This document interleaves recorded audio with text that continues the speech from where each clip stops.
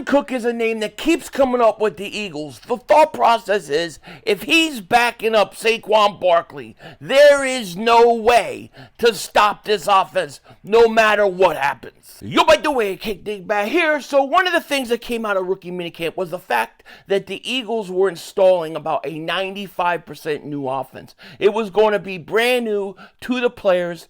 And many people said, oh, well, maybe that's why Jalen Hurts missed this pass or missed that pass that they then tried to call struggling and make it sound like he's struggling in OTAs, which I find is total crap.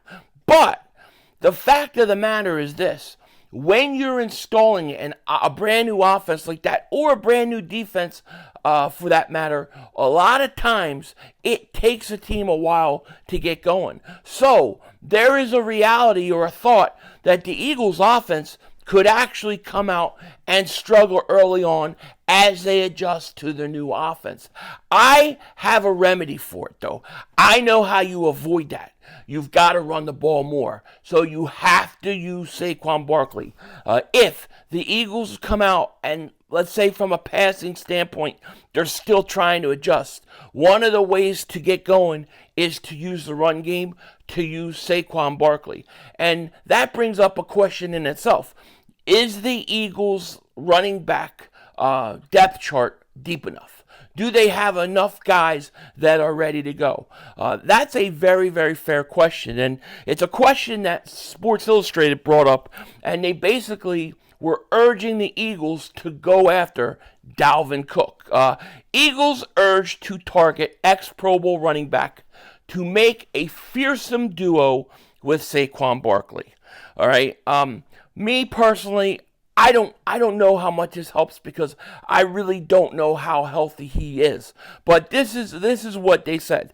The Philadelphia Eagles already addressed their offensive backfield this offseason with the signing of Saquon Barkley. But Sports Illustrated .com's Eagles Today's Patrick McAvoy still argued Philadelphia should consider adding more running back depth with Dalvin Cook. McAvoy suggested Cook as a potential target for the Eagles in free agency on June 10th. He is ranked as the 34th best running back remaining by NFL trade rumors and could add some intriguing depth behind Barkley with upside, wrote McAvoy. He didn't get much of a chance with the Jets last season, but had just under 1,200 rushing yards with the Vikings in 2022. So, I mean, he had, 2 years ago, he had over 1,000 yards. That's not bad, really, at all. But Dalvin Cook is not the same guy he was. I mean, I think it's fair to say that. He had, 67 carries last year, 214 yards, and he averaged 3.2 yards a carry. He is 28 years old. He will be 29 years old in August. So the question is, should the Eagles consider bringing in Dalvin Cook for depth at the running back position? I figure if it's cheap, if it's, not a lot of money, then why not? How could it hurt your team? That's what I would say. How could it hurt? I don't think it would. Gainwell is what Gainwell is. He is. Will Shipley is a kid that I like to see play more. But in camps and OTAs, it's so hard to judge the running backs because they don't hit. They're not really running the ball. They do some things out of the backfield, but that's pretty much it. So, Will Shipley is a guy I look and say, yeah, we've got to kind of wait, see what we have here, see what we got. The one thing about the Eagles is they're sitting at $25 million under the cap right now, around $25 million. There is no need right now in June to rush to go out and make any moves. I think they are perfectly fine to wait until camp, wait until preseason starts, and then see, hey, listen, you know what? We're not really too happy with all of our running backs. Will Shipley's taking a little more time. Let's bring in a guy like a Dalvin Cook behind Saquon Barkley. I do think that it would be a pretty damn good duo with those two guys. I don't look at Dalvin Cook necessarily as a a top line starter anymore. But as a backup to come in, rotate in with Barkley, it could be a situation where it might be a good idea. And especially if you're talking about a team that is going to rely on the run game early, because I'm assuming that if you're going to come out and you're going to be learning your offense, and maybe if your passing game isn't where it needs to be early on, and we don't know yet, we don't know where they're going to be, but if it is struggling, just in case, to be able to rely on the run game and Saquon Barkley early in the year, and then have a guy like Dalvin Cook come in and rotate in, it might not be a bad idea. Let me tell you this. Dalvin Cook would be the best running back on the Dallas Cowboys right now. He would be the best running back on the Dallas Cowboys right now. So if he's your backup and he comes in and probably starts as your third on your depth chart, works his way up to number 2, and then you have Barkley, Cook, Shipley, and then Gainwell would be your 4th running back. That's how I would do it. All right? It's not a bad idea, to be quite honest with you. As long as you're not overpaying Dalvin Cook, and as long as you're not looking at him as, the Pro Bowler he was a few years ago. If you're looking at him as a backup guy, I think why not? I think he could be as effective as LeGarrette Blount was for us in 2017. Maybe not the volume of carries and stuff, but I think he could be productive. So I think it's actually not a bad idea. And we don't talk a lot about the running back position because we really got to see what we have. But I love Saquon Barkley. I really like Will Shipley, and I think he's going to be good, but I have to see him carry the ball. And then we've got some guys, we'll see about our depth chart and some of the guys trying to make the team. It's just too early to tell. But going out, and if you could get him on the cheap, I say why not do it? Why not do it? And the other guy you got to keep an eye out, and I've talked about this before, but if Miles Sanders ends up getting cut, here's another guy that I would try to bring back 1 year as a backup. I don't think it's bad for the Eagles to shore up their depth at the running back position. I don't think it's bad to do it because, especially if you're going to need to rely on that run game early because you're trying to transition into a new offense. Running the ball, getting the running game going, often really helps out the quarterback. It helps out the offensive line. It helps the offense get into a rhythm. So it's something to consider. I thought it was an interesting name to bring up. We have talked about him in recent years. But now, if you're not looking at Dalvin Cook as a starter, but you're merely looking at him as a backup, a depth piece, and if you could get him cheap, what's cheap? I don't know. Somewhere in the middle of the pack of what running backs make, somewhere maybe backup running backs make. I don't know. But Howie Roseman, and that's the one thing about the money. I think Howie Roseman does a great job with the cap. I think Howie Roseman will, whatever he does, he's not going to sign somebody and get ripped off.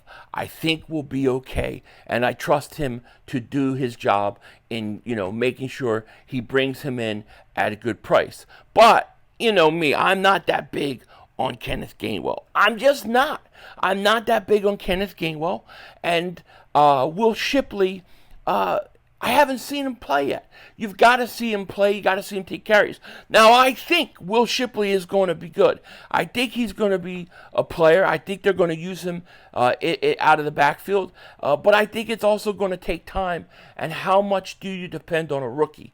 When you have to learn the amount that you're going to have to learn from a volume standpoint of a new offense, especially Jalen Hurts. I think that having a good running game and relying on that running game early on is a good way to go. And to do that, you better have more than one running back. You better have guys that could come in. The fall off, in my opinion, between Saquon Barkley and then Kenneth Gainwell is huge. It's gigantic. I think if you could put somebody that could fit in the middle between them two, talent-wise, I think you would be doing a very, very good job, At the end of the day, listen, what I care about and what us Eagle fans, what we care about is winning in the playoffs. We want to win a Super Bowl. I am not satisfied with just having, a 12-win year. We're not the Dallas Cowboys. All right? I mean, look at these Dallas Cowboys fans, especially crazy Mark Holmes, right? This guy's a lunatic. This guy is not going to make it through the year. He is going to be put in the funny farm. One flew over the cuckoo's nest with Mark Holmes. He ain't going to be able to take it. Because why? Because he's a Dak Prescott fan more than he's a Dallas Cowboy fan. He cares what Dak Prescott does and not what the Dallas Cowboys do. See, us Eagle fans, we don't go, oh, 12 wins, great job. Oh, 12 wins, great job. No, we say, damn it, we lost in the playoffs. Damn it, we lost the Super Bowl. Damn it, we lost the first round versus the Tampa Bay Buccaneers.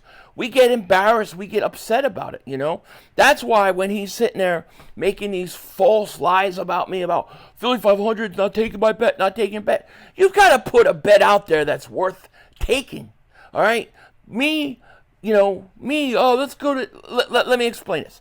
This dude tried to pull one over on me, right? He thought I was born yesterday. Oh, let's bet. We'll go to Philly, and if the Eagles win, I'll wear an Eagles jersey walking out of the stadium. And if the Eagles lose, you wear a Cowboys jersey going out of the stadium. Now, let me tell you something. Walking out with an Eagles jersey on in Philly after the Eagles win is nothing. Where's the risk in that? There's nothing. It's a stupid bet. Okay? And then the guy wants to bet me to go to Philly, blah, blah, blah. I said, all right, look, it's the 29th. It's holidays. Maybe I can make this work. I'll look into it. Maybe we'll do this. Oh, no. I don't want to do it. My wife said, no, I'm not allowed. I'm scared and it's cold. I don't want to go. Dan's like, but you got to take this next bet. Then you got to take this next bet. Oh, then you got to take this next bet. Like, at some point, you lose the right to keep throwing bets out there. You threw it out there and you backed out of your own bet. Now I'll take over with the bets and what matters. And what matters to me isn't head-to-head. I mean, of course, head-to-head games, pause, no Diddy. Of course they matter, but they're not the most important thing.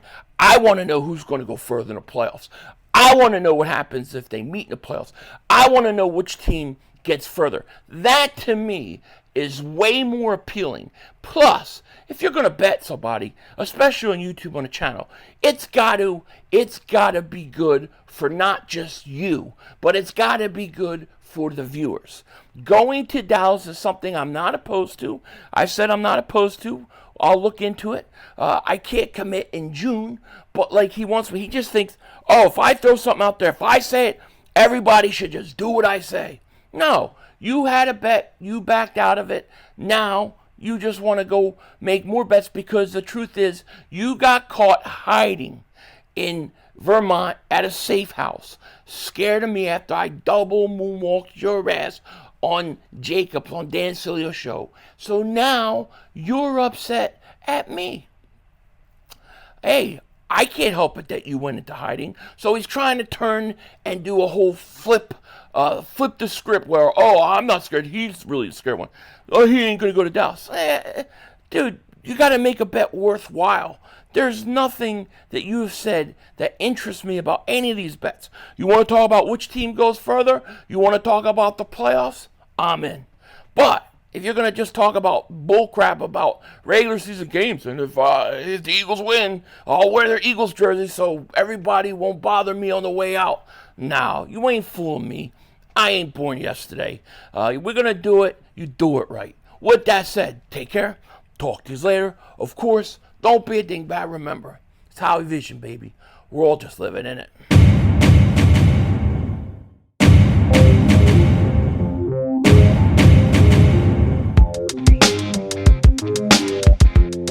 Dallas still stinks. Oh, and one more thing. One more thing that's getting on my nerves. You know, last week my daughter's graduating. She has a graduation. I have to go to it, right? So I don't go on Jacob, me, or Dan Silio's show, right? So Mark Holmes starts losing his mind. He makes a shirt on me, and he starts losing his mind because I'm not there. I don't have a contract. Let me explain something to him. I don't have a contract to go on Jacob Media every week. I don't have a promise or whatever you have with them to appear every week. I don't have that. I get text in the morning, the day of. If I could go on, I go on. If I can't, I can't. I'm not obligated to anything or to anybody. So if I can't show up, I don't have to. I'm not obligated. You obligate yourself. You have a contract to show up every week. And what do? You run and hide in Vermont. You're a scaredy cat. You're trying to turn it around on me, and it ain't going to work. Denzel Washington, out. Come on, guys. 2 minutes to go. You have plenty of time. Come on. Oh, shit! Dad, no! It's over! It's over! This game is over! Cut it off, it's over! Fuck.